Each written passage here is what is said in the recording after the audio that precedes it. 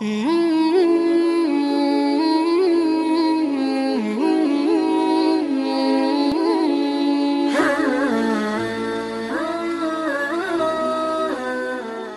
سامعین گرامی قدر، کچھ مسائل علماء میں بھی اختلافی ہوتے ہیں، ان کے اوپر ضد ہٹ درمی کبھی نہیں کرنی چاہیے۔ جس کا جس بات کے اوپر شرع صدر ہو کر گزرے۔ ان مسائل میں سے ایک مسئلہ عید کی قربانی کے ایام کا ہے۔ ہمارے نزدیک قرآن کی آیت اور حدیث سے یہ بات ثابت ہے کہ قربانی 4 دن ہوتی ہے۔ اس کے بہت سے دلائل ہیں۔ سب سے پہلے قرآن کی آیت، پھر میں یہ کہتا ہوں جس کو یہ دلیل سمجھ آئے شرع صدر ہو کر گزرے، اور جو 3 دن کے قائل ہیں وہ اپنے دلائل رکھتے ہیں، ان کا مطالعہ کرے۔ جس چیز کے اوپر شرع صدر ہو، یہ کوئی عقیدے کا مسئلہ نہیں ہے، اس کے اندر علماء میں اختلاف ہے۔ پہلی بات، فَمَن تَعَجَّلَ فِي يَوْمَيْنِ، قرآن پاک کی وَمَن تَأَخَّرَ فِي يَوْمَيْنِ، یہاں پہ جو یومین اور یومین کی ترکیب ہے، یہ کوئی حاجی جو حج پہ گیا وہ بڑی اچھی طرح سمجھتا ہے۔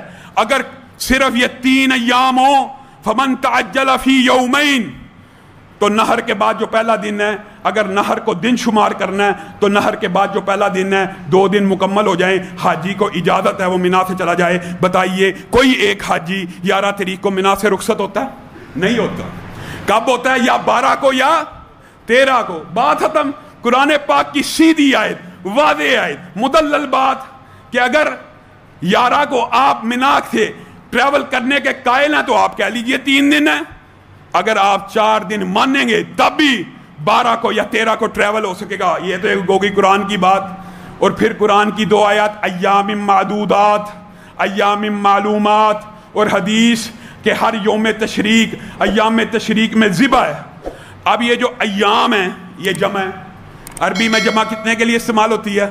3 کے لیے، کم از کم 3 کے لیے۔ تو یوم نہر کے بعد 3 دن ہوں گے تو ہی اللہ ایام معلومات کہہ رہا ہے، ایام معدودات کہہ رہا ہے، کیونکہ آج کے دن کو تو یوم النہر کہا جاتا ہے۔ اس کے بعد 3 ایام ہے۔ پھر وہی بات، جس کو شرع صدر ہے وہ 4 دن کر لے، اور جس کو شرع صدر نہیں ہے وہ 3 دن کر لے، کوئی حرج کی بات نہیں ہے۔ اور قربانی کے حوالے سے یہ بات یاد رکھیں، آج عید کی نماز سے لے کر چوتھے دن مغرب تک کسی بھی وقت قربانی ہو سکتی ہے۔ یہ جو باتیں بنی ہوئی ہیں نا کہ شام کو مغرب کے بعد، عشاء کے بعد قربانی نہیں ہو سکتی، یہ قربانی کے 4 ایام ہیں۔ آخری دن مغرب تک کسی بھی وقت آپ جانور کی گردن کے اوپر چھری کو چلا دیں، آپ کی قربانی کو اللہ قبول و منظور فرمائے گا۔